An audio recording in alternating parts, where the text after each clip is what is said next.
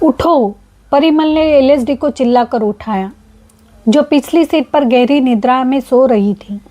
LSD ने अपनी आंखें मली और उठकर देखा कि कार एक अस्पताल के बाहर खड़ी है। हम अस्पताल के बाहर क्या कर रहे हैं? उसने पूछा। परिमल ने उत्तर दिया, हमें यह सुनिश्चित करने की आवश्यकता है कि शिशु ठीक है या नहीं। एलएसडी ऐसे भावनात्मक प्रदर्शनों के लिए अभ्यस्त नहीं थी। तो अब क्या तुम एक सामान्य पति की तरह मेरी ओर से निर्णय लोगे? मुझे तुमसे और तुम्हारे इस संतान से कोई प्रभाव नहीं पड़ता। क्या यह तुम्हारे लिए पर्याप्त है? मैं केवल अपने आदेश का पालन कर रहा हूँ। अब या तो तुम बाहर निकलो या गाड़ी में बैठी रहो, अथवा मैं हवाई अड्डे तक गाड़ी चलाऊं और उनसे कहूँ कि तुमने मना कर दिया है। परिमल की ऐसी वाणी से एलएसडी चकित रह गई और उससे आहत हुई। वह गाड़ी से बाहर निकली और परिमल के आगे बढ़ने की प्रतीक्षा करने लगी। परिमल वही कर रहा था जो उसे कहा गया था। उसने जानबूझकर ऐसा अस्पताल चुना था जहां अधिक भीड़ नहीं थी और जिससे जांच भी शीघ्र पूर्ण हो जाएगी। उन्होंने अस्पताल में प्रवेश किया, अपना टोकन लिया और सीधे प्रसूति वार्ड की ओर चल पड़े, क्योंकि उस खंड के एकमात्र रोगी थे। एक स्नेहशीला लेडी डॉक्टर ने उसका स्वागत किया और उन्हें बैठने के लिए कहा। हम यह जानना चाहते हैं कि भ्रूण ठीक है या नहीं। परिमल सीधे विषय पर आया। भ्रूण? विचित्र, सामान्यतः लोग इसे शिशु कहते हैं। डॉक्टर ने थोड़ा मुस्कुराते हुए कहा। क्या आप पति हैं? इसका क्या अर्थ है? क्या इसे पता चलेगा कि शिशु ठीक है या नहीं? इस बार एलएसडी ने उसे टोका। परिमल उसकी व्याकुलता को भाप गया, इसलिए उसने यह कहकर उसे समझाने का प्रयत्न किया, हाँ मैं पिता हूँ। इससे एलएसडी को थोड़ा शांत किया। उन्होंने चुपचाप सोनोग्राफी करवाई और सब कुछ सामान्य निकला। वे तत्काल वहां से हवाई अड्डे के लिए रवाना हो गए। लगभग उसी समय नागेंद्र पनडुब्बी के पास पहुंच गया। जैसे ही वह अपने प्रतिबंधित कक्ष में प्रवेश करने के लिए आगे बढ़ा, चालक दल के सदस्यों में से एक ने यह पूछने के लिए उसका पीछा किया कि क्या उसे किसी वस्तु की आवश्यकता थी। बिना किसी अनहोनी की आशंका की वह क्या करने जा रहा था, कुछ ऐसा जो वह सहन नहीं कर पाएगा। जब तक नागेंद्र ने अपने कक्ष का द्वार बंद करने का प्रयत्न किया, तब तक उस पुरुष के लिए अवशेष रक्त से लथपथ भूमि पर बिखर चुके थे। नागेंद्र ने गंदगी देखी, शव की आंतें जो अभी तक वैसी ही थी एकत्र की और भीतर ले जाकर द्वार बंद कर लिया। जैसे ही वह भीतर गया, एक विशाल छाया उसके देह पर चढ़ गई और लगभग आधा कक्ष अंधेरे में डूब गया। नागेंद्र ने अपने समक्ष खड़ी आकृति को आंतों का ढेर भेंट किया। हमने दूसरा शब्द प्राप्त कर लिया है, नागेंद्र ने कहा। परछाई और विशाल हो गई और नागेंद्र को वे शब्द देने का आदेश दिया। नागेंद्र अपने दोनों हथेलियां खुली और परछाई ने उसे अपने भीतर ले लिया। अगले शब्द लाना कठिन होगा। वे तुम्हारे विरुद्ध और अधिक योद्धा खड़े करेंगे। स्थानों की सुरक्षा की जाएगी। उनकी संख्या अधिक है। नागेंद्र को चेतावनी देते हुए परछाई का भारी स्वर कक्ष में गूंज रहा था। कैलाश में अश्वत्थामा और कृपाचार्य ओम के साथ उसके अतीत के रहस्यों और जीवन को जानने हेतु बैठे। वे ध्यान करने लगे। अपने सूक्ष्म रूपों से जुड़ते ही उनकी निर्जीव देह भूमि पर गिर गई। वे शीघ्र ही ओम की स्मृतियों के बंद द्वार के समक्ष खड़े थे। इसे खोलना कठिन है, इसे खुला रखना कठिन है। पिछली बार मेरी शक्तियां पर्याप्त नहीं थी, अश्वत्थामा ने कहा। कृपाचार्य ने सिर हिलाया। खोलो इसे। ओम और अश्वत्थामा ने धक्का देकर द्वार खोला। वे अंदर चले गए। अश्वत्थामा ने थोड़ी देर के पश्चात उसे खुला रखने हेतु अपनी शक्ति एकत्रित की और कृपाचार्य ने प्रार्थना करते हुए कुछ मंत्रों का जाप किया। उनके हाथ में एक विशाल सफेद गोला उभर आया। प्रवेश द्वार पर उस गोले को उन्होंने रख दिया, जो द्वार को बंद नहीं होने देगा। उन्होंने अब पूर्ण रूप से गुप्त अंधेरे में प्रवेश कर लिया। आगे बढ़ने पर ही आगे का मार्ग और उनका परिवेश उज्ज्वलित हो रहा था। चलते हुए उन्होंने जो कुछ भी देखा वह सब इतना स्पष्ट था कि उससे कोई ठोस प्रमाण नहीं बन सकता था। कृपाचार्य ने देखा कि एक शिशु भूमि पर अकेला पड़ा था। बालक के बाएं पैर के तलवे पर एक काला तिल था। उन्होंने बालक को अपनी गोद में बिठाया और उसे देखकर मुस्कुराए। फिर उन्होंने ओम की ओर बालक को बढ़ाया और उससे पूछा कि क्या वह उससे परिचित है। नहीं, मैं नहीं जानता। क्या यह मेरा बालपन है? ओम ने अपने विचारों का वर्णन करते हुए कहा। अपना बायां पैर उठाओ, कृपाचार्य ने ओम से कहा और बालक को फिर अपने गोद में ले लिया। क्यों? ओम ने पूछते हुए अपना सिर उठाकर कृपाचार्य को दिखाया। क्योंकि इस बालक की बाई एड़ी पर एक काला तिल है, परंतु तुम्हारी एड़ी पर नहीं। अतः इसका अर्थ यही हो सकता है कि यह तुम नहीं हो, कृपाचार्य ने समझाया। यदि यह ओम नहीं है तो हम इसे उसके अतीत में क्यों देख रहे हैं? अश्वत्थामा ने वही प्रश्न पूछा जो ओम के मन में भी था। संभव है कि इस बालक का तुम्हारे अतीत में कुछ महत्व था, कृपाचार्य ने निष्कर्ष निकाला। कैसे? ओम ने बालक को ऐसे देखा जैसे उसके नेत्रों को पढ़ने का प्रयत्न कर रहा हो। यह पता लगाने का एक ही उपाय है, हमें आगे बढ़ना चाहिए। जब कृपाचार्य ने बालक को नीचे रखने और चलने के लिए मुड़े, तभी सादी सफ़ेद धोती पहने एक ग्रामीण उनके पास आया। उस व्यक्ति ने अपना परिचय विष्णु यश के रूप में दिया और कृपाचार्य की ओर देखकर मुस्कुराया तथा शिशु को अपने हाथों में लेने के लिए अपने हाथों को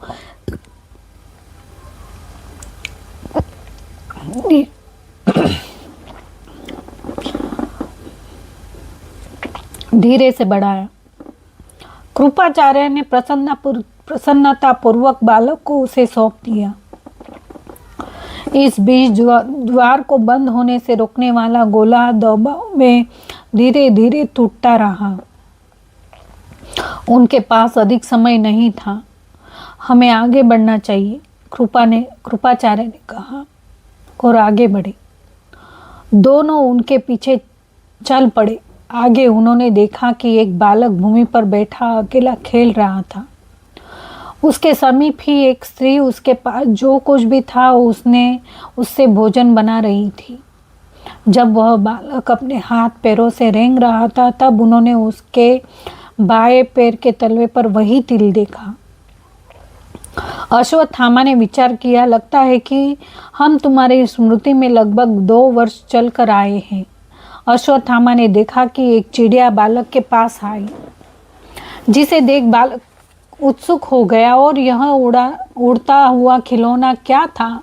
चिड़िया उछलकर उसके पास आ गई और वह स्त्री अभी भी भोजन बनाने में व्यस्त थी। बालक ने उसके साथ खेलने हेतु उसे प्रसन्नता से उठा लिया। जब चिड़िया उसके हाथों व गर्दन पर फड़फड़ा रही थी तो वह खिलखिला उठा। उसके साथ खेलने के कुछ क्षणों के पश्चात बालक का चंचल भाव यकायक कठोर हो गया और अत्यंत क्रोधित होकर उसने एक अप्रत्याशित वार किया। उसने चिड़िया को उसके दोनों पंखों से कसकर पकड़ लिया और उन्हें क्षण भर में चीर दिया। चिड़िया पीड़ा से कराह उठी और बालक ने उसकी ग्रीवा को खींचकर उसे मौन करने हेतु मरोड़ दिया।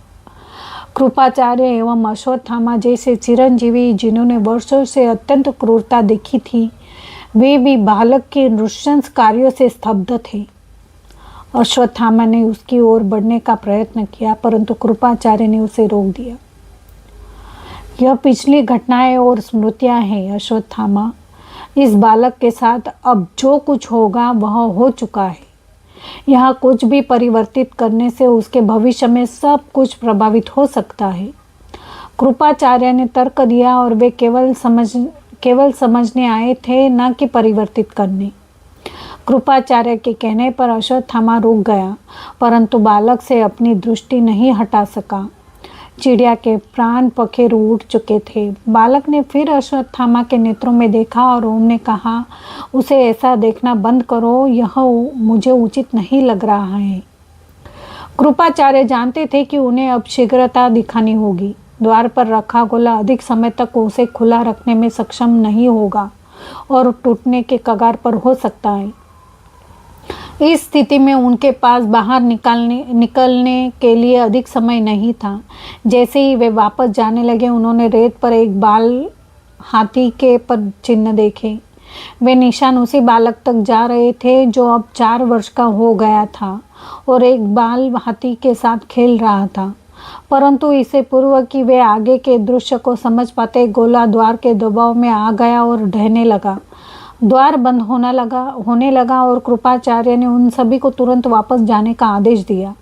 वे तीनों द्वार की ओर दौड़ने लगे। वे आश्वस्त थे कि द्वार से बाहर वे समय से निकल जाएंगे, परंतु फिर उन्होंने देखा कि जिसे भी उन्होंने वहां देखा था, वे सब एक सेना बनकर उन्हें रोकने हेतु उनकी ओर दौड़ पड़े।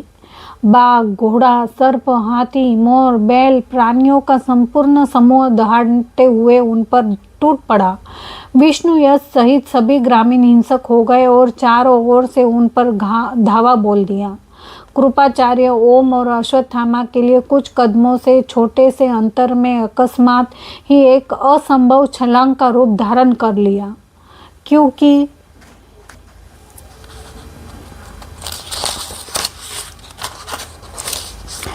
उनके और द्वार के मध्य में एक सेना खड़ी थी। चुनौती यह थी कि उनमें से किसी को हानि पहुंचाए बिना उन्हें ओम तथा स्वयं की रक्षा करनी थी और इससे पूर्व कि वह पूर्णतः वहां फंस जाए, उन्हें बंद द्वार तक पहुंचना था। कृपाचार्य ने हाथी, बाघ, बैल और सांप का सामना किया, जबकि अश्वत्थामा ने ओम और स्वयं को बालकों, महिलाओं एवं अन्य पुरुषों पर वार करने से बचाया। ओम ने एक वृद्ध व्यक्ति को देखा जिसके चमकते हुए नेत्र ऊपर मंडरा रहे थे और वह उन सभी को देख रहा था। विशेष रूप से ओम ने दूसरों को चेतावनी देने का प्रयत्न किया, परंतु वे बाहर निकलने के संघर्ष में और उनकी तथा स्वयं की रक्षा करने में व्यस्त थे। जैसे ही ओम और वृद्ध पुरुष की दृष्टि मिली, कृपाचार्य ने प्रकाश का एक प्रचंड विस्फोट किया जिसने सबको कुछ क्षणों के लिए अंधा कर दिया। गोला गिरने से पूर्व अश्वत्थामा एवं कृपाचार्य ने ओम को खींचा और द्वार की ओर भागे। बाहर निकलने से ठीक पूर्व ओम एक बार फिर वृद्ध पुरुष को देखने हेतु पीछे मुड़ा। वृद्ध पुरुष विचित्र रूप से प्रकाश के विस्फोट से अप्रभावित था और द्वार के बंद होने तक अंतिम क्षण तक बिना पलक झपकाए ओम को घूरता रहा। अंत में सूक्ष्म क्षेत्र से बाहर निकलने और अपने भौतिक रूप में आने के पश्चात उन्होंने अपने नेत्र खोले। कृपाचार्य अपने द्वारा देखी गई घटनाओं से क्रोधित व व्याकुल थे। उन्होंने ओम की दिशा में एक उंगली उठाई और कहा, मैं इसके बारे में सब कुछ जानना चाहता हूँ। धन्वंतरी के पहले घटित सारी स्मृतियाँ जानबूझकर बंद रखी गई है। मुझे इसके पीछे की मंशा जानने की आवश्यकता है, यह ज्ञात करने की कि हम यहाँ किसके विरुद्ध लड़ रहे हैं। यह धन्वंतरी के परीक्षण का केवल एक विषय नहीं है जो अमरता तक एक सफल प्रयोग बन गया। किसी कारणवश धन्वंतरी ने मिलारेपा को तुम्हारे और परशुराम के पास भेजा। यह कारण हम अभी नहीं जानते, परंतु संभव है कि मिलारेपा को ज्ञात है, उसे भी बुलाओ। अश्वत्थामा खड़ा हुआ और बाहर चला गया। कृपाचार्य भी उसके पीछे गए और ओम को बैठे रहने का संकेत दिया। ओम वहीं बैठा रहा और उस वृद्ध पुरुष के बारे में विचार करता रहा जिसे उसने द्वार बंद होने से पूर्व देखा था। कुटिया के बाहर कृपाचार्य ने अश्वत्थामा को रोक लिया। अश्वत्थामा, यह हम सभी की कल्पना से अधिक जटिल है। तुम मेरे बिना वहां पुनः जाने का प्रयत्न कभी मत करना, यह एक आदेश है। कृपाचार्य पुनः उस कक्ष में चले गए जहां उन्होंने ओम को छोड़ा था। 2 घंटे की उड़ान में एक दूसरे के लिए निकट चुपचाप बैठने के पश्चात परिमल और एलएसडी पुणे हवाई अड्डे पर उतरे, जहां एक प्राचीन गाड़ी लिए एक वृद्ध चालक उनकी प्रतीक्षा कर रहा था। उनका गंतव्य पुणे से लगभग 200 किलोमीटर दूर था। जैसे ही वे अपने गंतव्य की ओर बढ़ने लगे, एलएसडी ने तुरंत अपना लैपटॉप खोला और उस गांव के बारे में पढ़ने लगी जहां वे जा रहे थे। अस्पताल के बाहर एलएसडी के साथ परिमल के व्यवहार के परिणाम स्वरूप दोनों में एक मध्य अभी भी एक असहज चुप्पी बनी हुई थी। परिमल ने एलएसडी के लैपटॉप स्क्रीन पर झांका और अपना गला साफ करके वार्तालाप करने का प्रयत्न किया। क्या मैं तुमसे कुछ पूछ सकता हूँ? उसने धीमे से पूछा। क्या? एलएसडी की दृष्टि लैपटॉप पर टिकी रही। जब मैंने तुम्हें अपने पूर्वज सरपुती एवं लोपाक्ष और नागेंद्र के साथ उनके कर्म संबंध के बारे में बताया तो तुमने कहा कि तुम उस कथा को जानती हो, परंतु यह एक ऐसी कथा है जिसे हमारे कुटुंब के बाहर कभी भी प्रलेखित या वर्णित नहीं किया गया है। यह सदैव एक पीढ़ी से दूसरी पीढ़ी को हस्तांतरित होती रही है। फिर तुम्हें इसके बारे में कैसे पता चला? परिमल ने पूछा। एलएसडी की इधर उधर भटकती दृष्टि को देखकर वह उसकी व्याकुलता समझ सकता था। वह उत्तर देने से पूर्व कुछ विचार कर रही थी। मैंने इसे नागेंद्र से सुना है, परंतु मुझे सदैव ऐसा लगता था कि वह केवल एक कथा है जो वह मुझे निद्रा से पूर्व सुनाया करते थे। नागेंद्र की बेड टाइम स्टोरी, तुम उनके साथ कितने समय से हो? एलएसडी अपने स्थान पर थोड़ा हिलने लगी, जिससे यह स्पष्ट हो गया था कि यह एक और व्याकुल करने वाला प्रश्न था।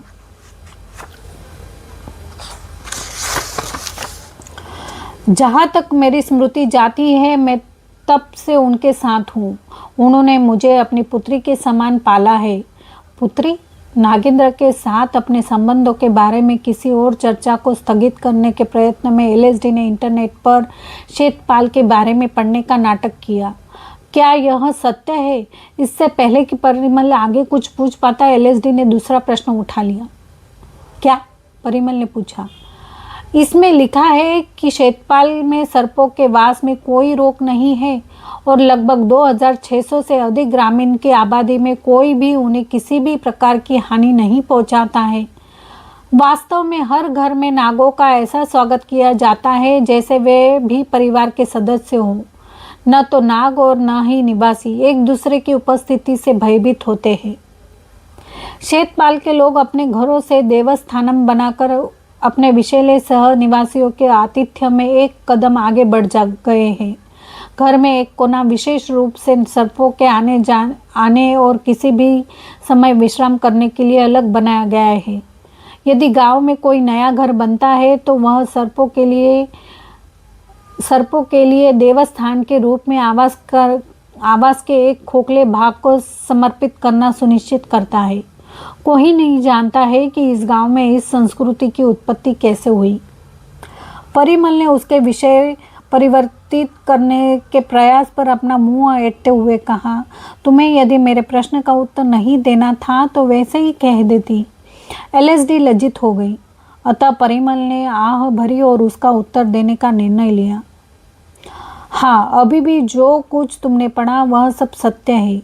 इस गांव की स्थापना मेरे पूर्वजों ने की थी।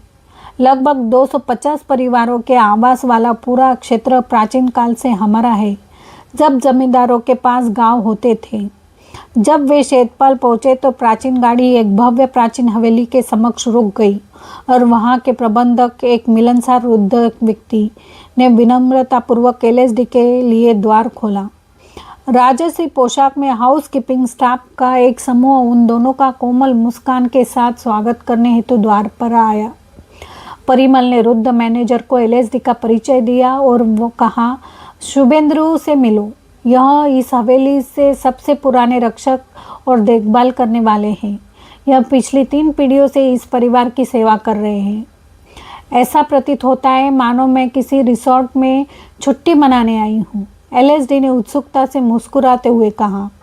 परिमल ने गर्व से उत्तर दिया, हाँ, पर यह कोई रिसोर्ट नहीं, मेरा घर है। नौकर के रूप में नागेंद्र से आदेश लेने वाला वास्तव में स्वयं राजा से कम नहीं था। ऐसा एलएसडी को अनुभव हुआ और परिमल यह देखकर मुस्कुराया। उनका स्वागत करने हेतु प्रवेश द्वार पर खड़े स्टाफ सदस्यों की ओर बढ़ते हुए वह फुसफुसाया, मुझे ज्ञात है कि तुम्हें इस समय कैसा लग रहा है, फिर भी मैं एक नौकर से अधिक खुश नहीं हूँ क्योंकि यहाँ जो कुछ भी तुम देख रही हो वह सब उसी के कारण है। वरदान के बोझ तले दबा हुआ और शाप से मुक्त भी मैं ही हूँ। सभी लोग दोनों का राजसी अभिवादन करने लगे। भव्य व अलंकृत इमारत का बाहरी भाग एक महल जैसा दिख रहा था। हरे भरे आंगन के मध्य एक भव्य फव्वारा था जिसमें स्वच्छ जल में अनेक रंगों के पुष्प और तैर रहे थे। जैसे ही एलएसडी मुख्य द्वार से भीतर गई उसे एक राजकुमारी होने का अनुभव हुआ। हवेली की ऊंची छत के नीचे चलते हुए उसका ध्यान भारी लकड़ी के फर्नीचर पर नक्काशी, अद्भुत टैपिस्ट्री और विदेशी चांदी के बर्तनों पर गया। विशाल खिड़कियों से तेज धूप भीतर आ रही थी जिसने सबको सुनहरे रंग में रंग दिया था। ऊपरी स्तरों की ओर जाते एक भव्य सीढ़ी थी। भूतल पर कई लंबे चौड़े और हवादार दालन थे। भोजन कक्ष के मार्ग में वे एक गलियारे में चल रहे थे जहां एलएसडी ने कई बड़े प्राचीन हस्त निर्मित चित्रों को संरक्षित और नक्काशीदार चौड़े चांदी के फ्रेम में लटका हुआ देखा। चित्रों से भरे गलियारों में वह क्षण भर के लिए रुकी क्योंकि दीवार पर टंगे चित्रों में से उसे कुछ समानता दिखाई दे रही थी। एक दूसरे के पास टंगे दो चित्रों की एलएसडी तुलना करने लगी और उन्हें तब तक लगातार देखती रही जब तक कि स्टाफ के सदस्यों में से एक ने चित्र में प्रदर्शित विशिष्टता की व्याख्या करना आरंभ नहीं किया। यह वही वृद्ध मैनेजर था, एक राजा, एक पालतू प्राणी और पालतू प्राणियों की देखभाल करने वाला एक सेवक जिसका मुख आंशिक रूप से ढका हुआ था। यह इस घर का प्रतीक बन गया है मैडम। इस घर में कई प्रकार के पालतू प्राणी हैं, लगभग सभी प्रकार के प्राणी। जैसे यह, उसने अपना हाथ सिंहासन पर बैठे राजा की कलाकृति की ओर करते हुए कहा, जिसके निकट एक पुरुष जंजीर से बंधे मगरमच्छ को लिए खड़ा था। आप जिसे बैठे देख रहे हैं वे हमारे राजा कृतवीर्य थे, वर्ष 1687 में। और यहाँ उसने अपना हाथ बढ़ाया और दूसरे चित्र की ओर निर्देशित किया जिसमें एक राजा था तथा अर्धमुख ढके हुए एक सेवक था जिसने एक पेंगोलिन पकड़ रखा था जिसे एक पालतू प्राणी के रूप में, एक स्केली इंटर के रूप में भी जाना जाता है। राजा विश्वजीत से मिलिए। एलएसडी की उंगलियों ने धीरे से उस पेंटिंग को स्पर्श किया जहां पेंगोलिन रखा गया था, जब तक कि परिमल ने यह कहकर उसका ध्यान नहीं खींच लिया, भोजन लग गया है, कृपया चलो। एलएसडी ने मैनेजर को एक विनम्र मुस्कान दी और परिमल के पीछे चली गई।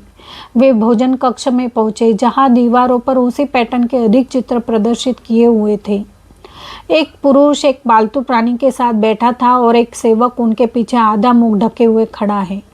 उनमें और गलियारों के चित्र में अंतर केवल इतना था कि उन्हें कलाकृत नहीं किया गया था, परंतु फोटो खिंचवाए गए थे और फ्रेम गलियारों में देखे गए फ्रेमों की तुलना में अत्यंत विशाल थे। उनमें से कुछ तो रंगीन चित्रों के आविष्कार से पूर्व समय के थे। प्रवेश करते ही एलएसडी को एक दासी द्वारा खींची गई कुर्सी पर बैठा दिया गया। उसकी दृष्टि अब भी चित्रों पर टिकी थी। परिमल ने उसकी जिज्ञासा का शमन करते हुए कहा, जैसे कि तुम्हें ज्ञात हो गया है ये मेरे पूर्वज हैं। गलियारे में तुमने जो चित्र देखे वे 16वीं व 17वीं शताब्दी के थे। यहाँ 18वीं व 19वीं शताब्दी के मध्य के चित्र है और जो तुम अपने पीछे देख रही हो वह मेरे पिता है। एलएसडी ने अनुभव किया कि जब से उसने प्रवेश किया था वह अपने पीछे की दीवार से चूक गई थी। उसने मुड़कर देखा तो एक विशाल चौखट दीवार के अधिकांश भाग को ढक रही थी। चित्र में 40वें वर्ष में दिखाई देने वाला व्यक्ति एक कुर्सी पर बैठा था, जिसकी कुर्सी के समीप एक छोटा तथा भव्य सोने का सफ़ेद हिरण बैठा हुआ था और आंशिक रूप से ढके हुए मुख के साथ देखभाल करने वाला उनके पीछे खड़ा था। परिमल ने देखा कि एलएसडी एक गूढ़ अभिव्यक्ति के साथ चित्र को घूर रही थी। जो पालतू प्राणी तुम मेरे पिता के साथ देख सकती हो, हिरन, वह वर्णहीन नहीं है। इसमें ऐसे जिन होते हैं जो इसे एक सफ़ेद खाल प्रदान करती है। मुझे इसके बारे में बहुत समय के बाद पता चला। बालपन में मैं बस इसके चमकीले सफ़ेद रंग से मंत्रमुग्ध हो गया था, इसलिए इसका नाम बादल रख दिया। वह मेरा एकमात्र मित्र था। मैं 6 वर्ष का था तब से हम पूरे दिन एक साथ खेलते थे, जब तक कि उसकी मृत्यु नहीं हो गई। मेरे पिता उसके पश्चात कभी दूसरा पालतू प्राणी घर नहीं लाए और पालतू प्राणी को रखने की परंपरा को ऐसे ही खत्म कर दिया। एलएसडी तब तक तस्वीर से मंत्रमुग्ध रही जब तक कि उससे एक सेवक ने भोजन परोसने की अनुमति नहीं मांगी। उसने मुस्कुराती हुई लड़की को देखा और सिर हिलाया। हम यहाँ क्यों हैं? एलएसडी ने गंभीरता से पूछा। परिमल ने उसका प्रश्न सुना और मैनेजर की ओर देखा। वह जानता था कि क्या करना है। उन्होंने मौन रखते हुए अन्य सभी स्टाफ सदस्यों को भोजन कक्ष से विदा कर दिया। सब लोग मुड़े और एक कतार में द्वार से बाहर चले गए। क्या तुम्हें सरपुती और लोपाक्ष की कथा याद है? परिमल ने उसे अपने वंशजों का स्मरण दिलाते हुए पूछा। हाँ, एलएसडी ने उत्तर दिया। वह सब यहीं से आरंभ हुआ, इसी गांव में। सरपुती एक नागिन थी और उसके पुत्र लोपाक्ष के पास एक मानवीय देह थी और वे एक साथ रहते थे। इस प्रकार इस स्थान को अपनी अनूठी प्रतिष्ठा मिली। लोग सर्पों के साथ यहाँ रहने लगे और उनके लिए एक देवस्थान समर्पित करने लगे। यहाँ सह अस्तित्व में रहने वाले सर्प और मनुष्य दोनों जानते थे कि वे एक साथ हैं। हमारी कुलदेवी देवी भगवती है, जो युद्ध और उग्रता की संरक्षक देवी है। मेरे परिवार द्वारा कुल के संरक्षक के रूप में नाग की पूजा की जाती है, क्योंकि हमें कद्रू की संतान माना जाता है। अब से 3 दिन पश्चात देवी भगवती की सबसे बड़ी वार्षिक प्रार्थना सभा है। हम जानते हैं कि यह दिन विवाह और गोद भराई के लिए सबसे शुभ दिन मान जाता है। जब देवी स्वयं विवाह स्वीकृति देती है, तब माता उनके गर्भ को आशीर्वाद देती है। इसलिए नागेंद्र ने हमें यहाँ भोजन भेजा है। क्या तुम यह कहने का प्रयत्न कर रहे हो कि हम 3 दिनों में विवाह करने वाले हैं? एलएसडी उत्तेजित लग रही थी। नहीं, मैं कह रहा हूँ कि हमारा विवाह कल है। यह केवल तभी होता है जब एक लड़की का विवाह इस परिवार के वंश को चलाने वाले व्यक्ति से किया जाता है कि देवी भगवती उसके गर्भ को एक ऐसी संतान का आशीर्वाद देगी जो अपनी हथेली में कीहोल के आकार का नेत्र गोलक रखता है। वर्ष में केवल एक बार आने वाली पूजा के इस शुभ दिन पर कन्या को या तो उसके विवाह के लिए या संतान के लिए आशीर्वाद दिया जाता है। मुझे नहीं पता है कि तुम्हें कैसे समझाऊं। यह विवाह परिवार का हिस्सा बनने की अनुमति प्राप्त करने जैसा है, जहां आपको उन सभी रहस्यों को जानने का अधिकार है जो परिवार के बाहर कोई और भी नहीं सीख सकता। देवी द्वारा स्वीकार किए जाने से पहले वह बच्चे की हथेली में कीहोल का आकार का नेत्र रखकर आपको अधिकार और शक्ति प्रदान करती है। कोई साधारण महिला इसे सहन नहीं कर सकती। बरगद का वृक्ष कभी भी गमले में नहीं लगाया जा सकता। उसे भूमि की उर्वरता शक्ति की आवश्यकता होती है, क्योंकि एक गमला कभी भी उसके जड़ों और विकास को सहन नहीं कर सकता। तुमने मुझे यह सब पहले क्यों नहीं बताया? एलएसडी ने क्रोधित होकर पूछा। क्योंकि मुझे उसकी अनुमति नहीं थी। परिमल ने एलएसडी के आरोपों के विरुद्ध अपने कार्यों को संरक्षण दिया। अब तक मुझे और क्या नहीं बताया गया है? वह अब तक उससे छिपी हर बात जानना चाहती थी। परिमल ने रहस्यमय तरीके से उत्तर दिया। मैंने तुम्हें अब वह सब कुछ बता दिया है जिसकी मुझे अनुमति थी। अर्थात और भी कुछ है?